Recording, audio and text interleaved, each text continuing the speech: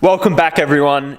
This video, we're gonna finally start the Porsche 944, put the new camshaft in and fix the fuel rail setup. We've been waiting absolutely forever for these parts to arrive. We're getting it tuned in a couple of days, so we've got a lot to do, very little time, so we need to get stuck into it straight away. We're gonna have to strip most of the engine back to get the cam in, just check the lifters as well. Hopefully they're fine because I can't really do much about it if they're not. But yeah, let's get stuck into it, start removing some bits and get the cam in.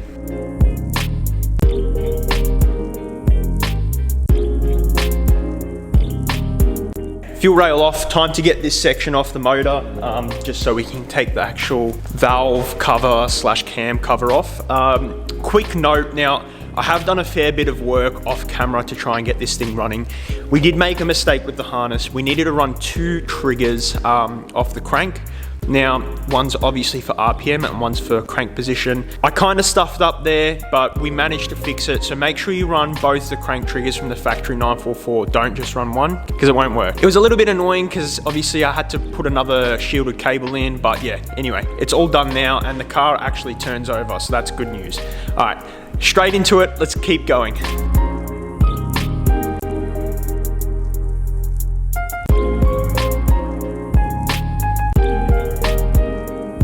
Okay, so once you get all the belts off, you got to get the main camshaft bolt out. Now, the previous owner on this car did round the hell out of it, and I stupidly put the same rounded bolt back in, so I've pretty much destroyed this bolt, so I'm gonna have to go find another one and shave it down to that sort of head length. The bolt that I'm talking about is in there.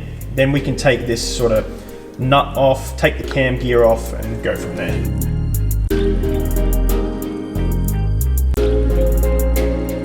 All right, once you got the front housing off, then you can take the actual cam cover off. Pretty easy to swap these things over. It doesn't take much time. I think I'm like 20 minutes into it and the cam's almost out.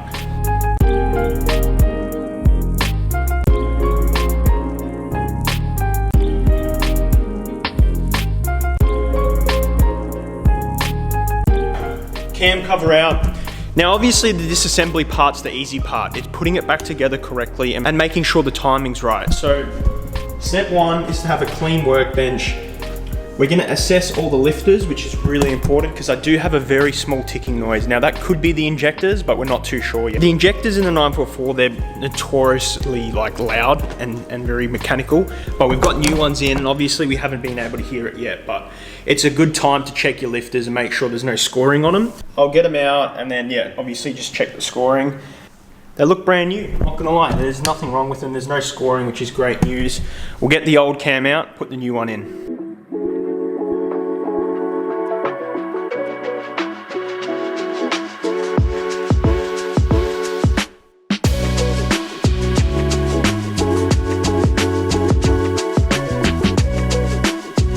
Here she is, the big cam. So this cam here, you don't actually need to change any of the valve springs or anything, which is great. It's just a standard drop-in cam.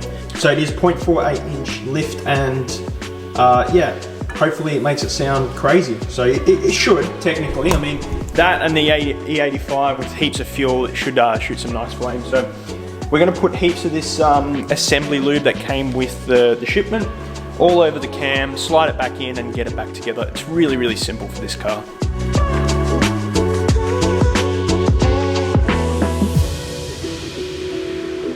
Pretty simple, cam's in, time to give it the test. So you should be able to spin it nice and easy. My hands are really, really slippery, but yeah, all looks well.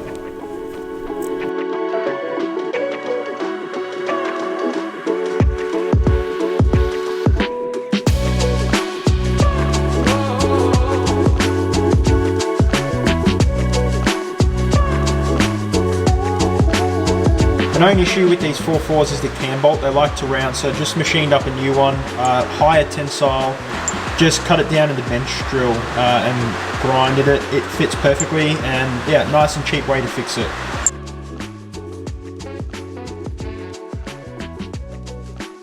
All right, pulley installed, new machined up bolt, all this looking well, no play. What we're gonna do, align this top dead center, align the crank top dead center, and then we're going to time the engine. It's really simple. It's not as hard as people think. 944s are super easy to set up. The only thing that I do suggest if you end up doing something like this, while everything's apart, replace the belts. I'm going to replace the timing belt because that's very, very important in these cars.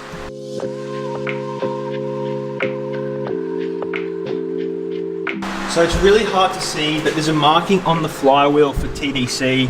You probably won't be able to see it, but it's basically on top of there. A really good double check is take cylinder 1 spark plug out and just check that the cylinder's actually in top dead center, because you could have it a whole 180 degrees out. So make sure you double check everything.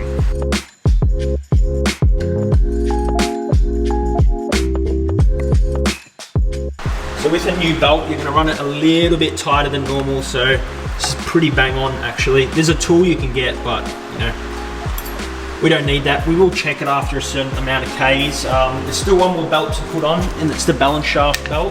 Now there are timing marks on the bottom left and then the top right. I can show you this one because it's easy to see, but there's a nick in the cover, you can see, just there. And then there's gonna be a nick on the actual balance shaft pulley. So you line it up and then line the bottom up.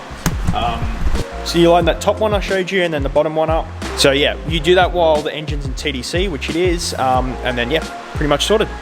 All right, so now that the majority of the timing's done, what we're gonna do is finish the fuel rail off so I can get it back on the hoist, and then yeah, button everything up. So first things first, let's get this new fuel rail on and see how it looks.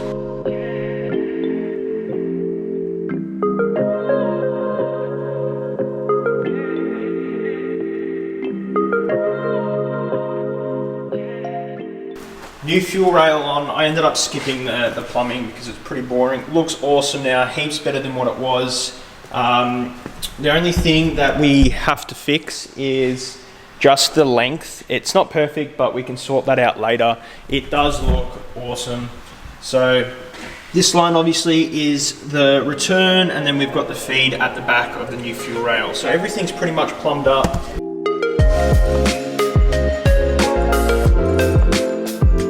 Let's get it on the hoist, finish the timing, and see if she starts.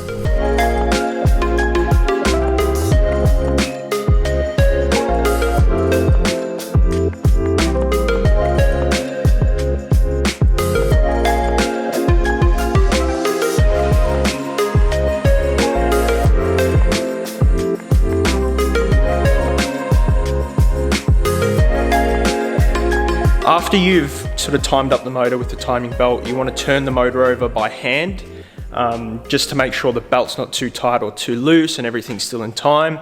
Make sure you triple check your work, and then once you're happy, you can put the balance shaft belt on. It's pretty straightforward, like I mentioned before, just 2 timing lines at TDC and then tighten. A quick tip when you're doing your balance shaft belt, you want it very, very loose, otherwise you're gonna get this whine. I reckon mine's still a little bit too tight. But what also I do is I mark underneath the balance shaft TDC as well, because when you do it, it's actually a lot easier to do it from the bottom. So if you mark it at the top there, line that one up with the little metal marking there, and you're good to go. If it starts whining, it's definitely too tight. I think I have done it a bit too tight, so I might loosen it off again. But yeah, we're almost there. Can't wait to see if it starts.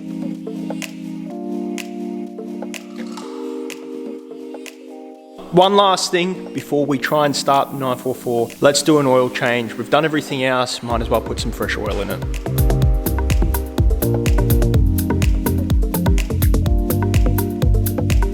So yeah, as you saw, oil change. Now I've already set up everything on PC Link. Really, there's not much to it. It's just setting in inputs and outputs. The only thing that I did mention at the start of this video was the triggers. Just make sure your triggers are right. You need 2 triggers on the 944, so you have to use both the factory trigger sensors. I still haven't figured out the tacho. Anyone knows how to fix it, please hit me up. I'm still struggling how to get the tacho to work.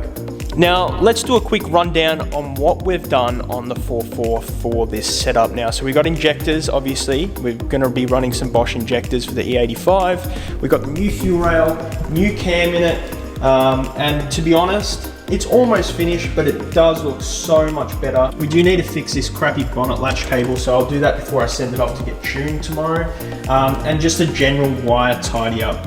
But to be honest, this looks so much better.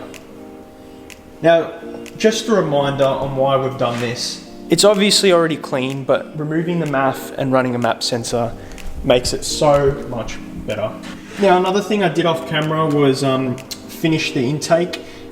Just running basically AN to barb fittings for the brake booster, and then another barb fitting just here for the breather. I'm eventually going to run a catch cam. For now, this will do, just running out of time, and I think there's more important things to do. Let's do something. Let's see if she starts. Well, actually, I know she starts, and it sounds crazy, but I've got to show you guys, of course. All right, you ready?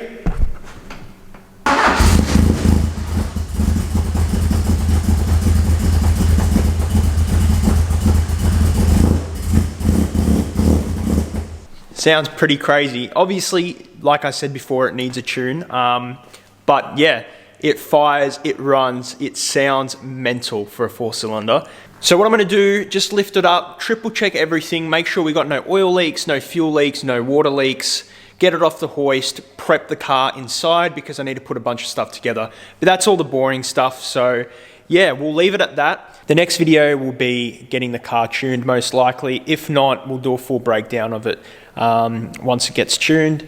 But yeah, if you stuck around this long and you watched the process, thank you all. Thank you again to Link. You guys are absolutely insane. Thank you once again. Like, the car runs, it's going to drive soon, which is absolutely mental. And a big shout out to HP Academy as well. Make sure you use my codes, which is in the bio, if you ever think of getting a course. So yeah, thanks once again, guys, and we'll see you in the next one.